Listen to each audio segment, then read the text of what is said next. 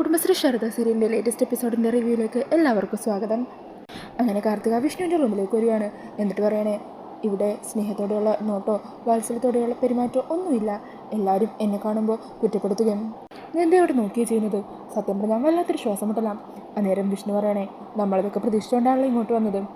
അത് ശരിയാ എന്ന് കാർത്തികയും പറയുവാണ്. പിന്നീട് അവർ രണ്ടാളും മലമുകളിൽ വെച്ച് നടന്ന സംഭവങ്ങളൊക്കെ ഓർക്കുവാണ്. കാർത്തിക വിഷ്ണുവിന് നേരെ കൈ നീട്ടുവാണ്. അന്നേരം വിഷ്ണു കാർത്തികയുടെ കൈ പിടിക്കുന്നുണ്ട്. ഈ സമയം കാർത്തിക ചോദിക്കണേ, എനിക്ക് വിഷ്ണു ഏട്ടാന്ന് വിളിക്കാമല്ലോ അല്ലേ?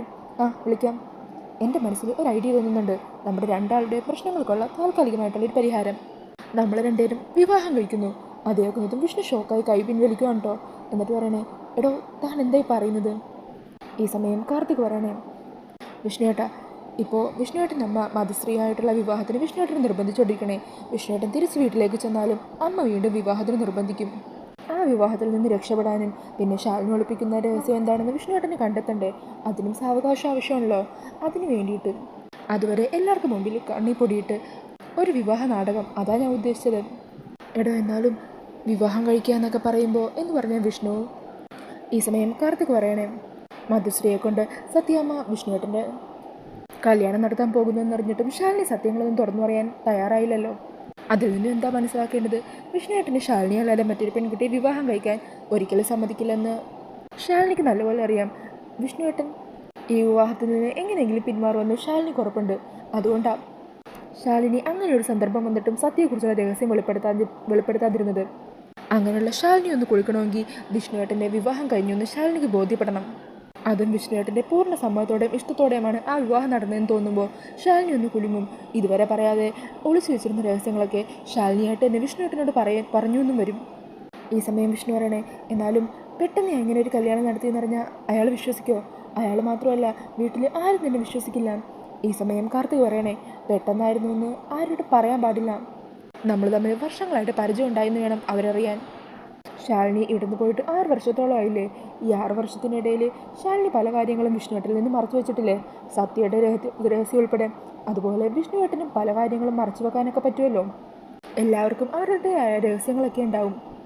ഭാര്യ ഭർത്താക്കന്മാർ തമ്മിൽ തന്നെ എത്ര പേർക്കാണ് ഒന്നിച്ച് ജീവിച്ചിരിക്കൽ രഹസ്യബന്ധങ്ങളൊക്കെ ഉള്ളത്. അതവർ മരിച്ചു കഴിഞ്ഞാലും ചിലപ്പോൾ ആരും പുറത്തു പോലും അറിഞ്ഞൊന്നും വരില്ല. ഇങ്ങനെയുള്ള കാര്യങ്ങളിൽ ആണുങ്ങൾക്കാണ് കൂടുതൽ രഹസ്യബന്ധങ്ങളും ഒളിപ്പിച്ചു വെക്കാനുള്ള ശേഷിയുമുള്ളത്. കാരണം ആണുങ്ങൾക്ക് സ്വാതന്ത്ര്യവും സഞ്ചാര സ്വാതന്ത്ര്യവും ഒക്കെ ഉണ്ടല്ലോ. അതുകൊണ്ട് തന്നെ വിഷ്ണുവേട്ടൻ്റെ ഭാര്യയായിട്ട് ഞാൻ ആ വീട്ടിലേക്ക് വന്നുവെന്ന് ശാലിനി അറിഞ്ഞു കഴിഞ്ഞാൽ ശാലിനി അടിമുടി കുലുങ്ങും. പിന്നെ ശാലിനിക്ക് സത്യയുടെ രഹസ്യങ്ങളൊന്നും അധിക നാൾ വിഷ്ണുവേട്ടനിൽ നിന്നും മറച്ചു വെക്കാൻ പറ്റില്ല. ഒരു പെണ്ണിനെ സംബന്ധിച്ച് അവളുടെ ഏറ്റവും വലിയ ധൈര്യം എന്ന് പറയുന്നത് കൂടെയുള്ള പുരുഷനാണ്. ആ പുരുഷനെ നഷ്ടമാകുമെന്ന് തോന്നിയാൽ അവൾ എന്തും ചെയ്യും. അതുകൊണ്ടല്ലേ ഹർഷനെ നഷ്ടമാകുമെന്ന് തോന്നിയപ്പോൾ ഞാൻ ഈ പാറയുടെ മുകളിൽ വരെ എത്തിയത്. വിഷ്ണുവേട്ടനൊന്ന് ആലോചിച്ച് നോക്ക്. എന്നെ സംബന്ധിച്ച് എനിക്കും ഹർഷൻ US നിന്ന് തിരിച്ചു വരുന്നത് വരെ ഒളിച്ചു നിൽക്കാനൊരു സ്ഥലം വേണം.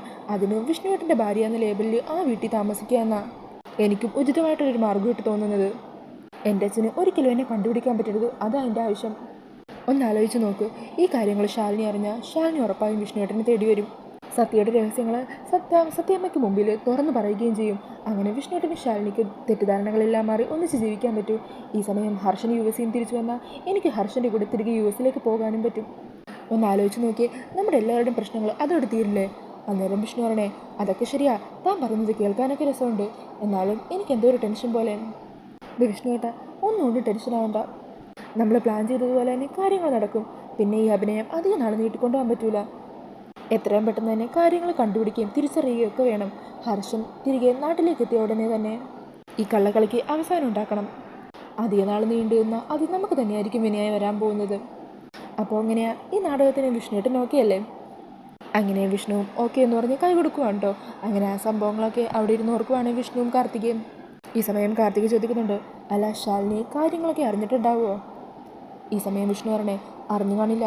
എന്താണെങ്കിലും ഉടനെ അറിയുമായിരിക്കും. അയാളിതറിയുമ്പോൾ എങ്ങനെ താങ്ങുമെന്തോ. അയാൾക്ക് ഒരിക്കലും ഇത് സഹിക്കാൻ പറ്റില്ല. അന്നേരം കാർത്തിക പറയണേ, വിഷ്ണുവേട്ടനെ പരിചയപ്പെട്ടിട്ട് വളരെ കുറച്ച് സമയമായിട്ടുള്ളൂ.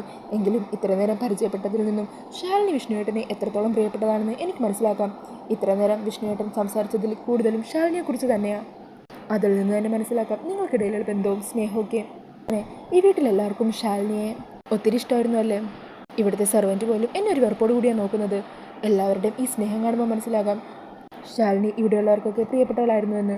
അന്നേരം വിഷ്ണു പറയണേ അതെ, എല്ലാവർക്കും ശാലിനി ജീവനായിരുന്നു. അയാളെ ഒരു തവണ പരിചയപ്പെട്ട് കഴിഞ്ഞാൽ പിന്നെ ആർക്കും മറക്കാൻ പറ്റില്ല.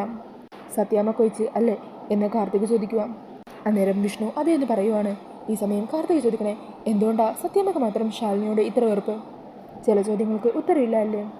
സത്യത്തിൽ എൻ്റെ ഹർഷൻ്റെയും പ്രണയം വീട്ടുകാർ എതിർക്കേണ്ട ഒരാവശ്യമില്ലായിരുന്നു. ഹർഷന് ജോലിയില്ല എന്നുള്ളതായിരുന്നു അച്ഛൻ കണ്ടുപിടിച്ച കാര്യം. പക്ഷേ ഹർഷൻ നല്ലപോലെ പഠിച്ചതാ, MBAയിൽ റാങ്കും ഉണ്ടായിരുന്നു.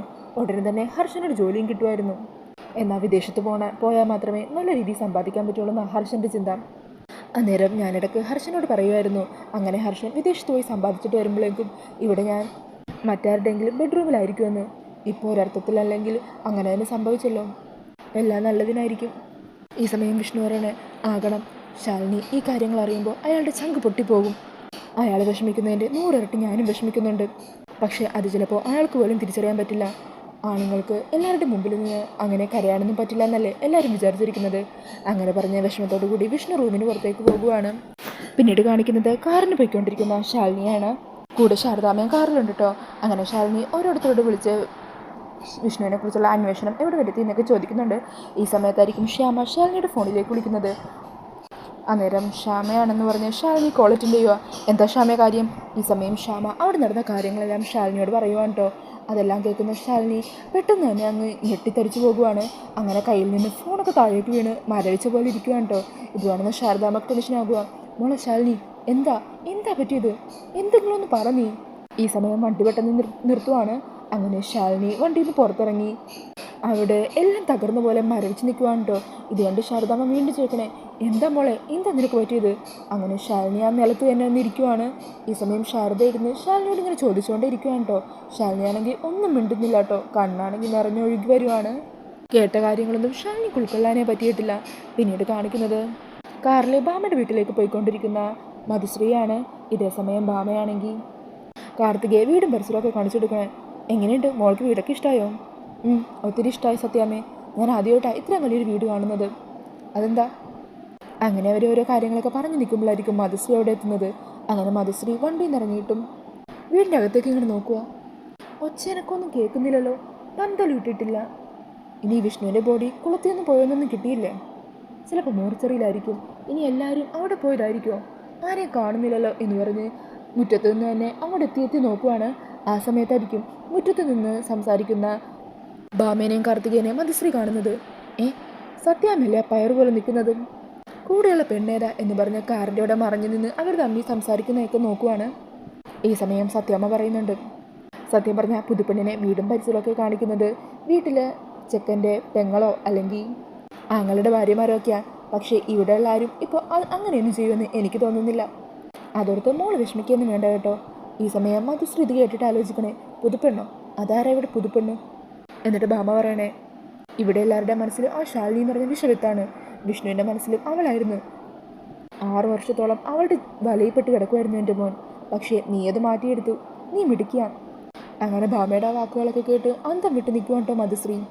അപ്പോൾ ആ ഒരു സീൻ കാണിച്ചുകൊണ്ടാണ് ഇന്നത്തെ എപ്പിസോഡ് തീരുന്നത്. ഈ ഒരു റിവ്യൂ ഇഷ്ടമായാൽ മറക്കാതെ വീഡിയോ ഒന്ന് ലൈക്ക് ചെയ്യണേ. ഇതുപോലുള്ള കൂടുതൽ റിവ്യൂസിനായിട്ട് ഈ ചാനൽ ഒന്ന് സബ്സ്ക്രൈബ് ചെയ്ത് സപ്പോർട്ട് ചെയ്യണേ. Thank you.